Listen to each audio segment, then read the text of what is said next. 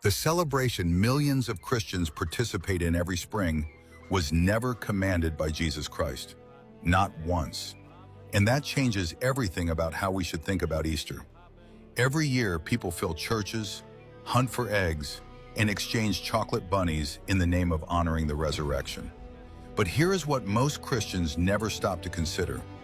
Jesus did not institute Easter. On the night before his crucifixion, he gave his followers a specific memorial.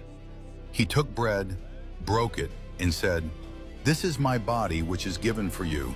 Do this in remembrance of me." That was the Lord's Supper, not an annual spring festival.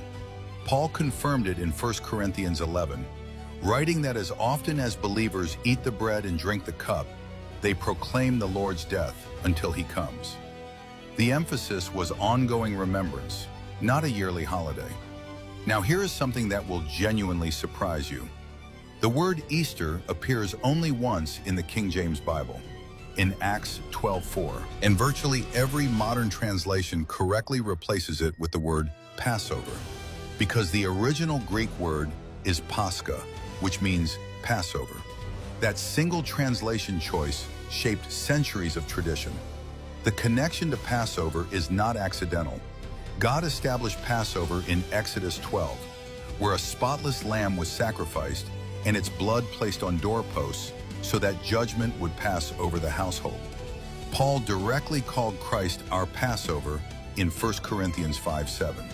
John the Baptist identified him as the Lamb of God who takes away the sin of the world. The symbolism was never meant to be replaced. It was meant to be fulfilled and remembered. Many of the customs surrounding modern Easter, including the eggs and rabbits, have documented associations with spring fertility traditions that predate Christianity.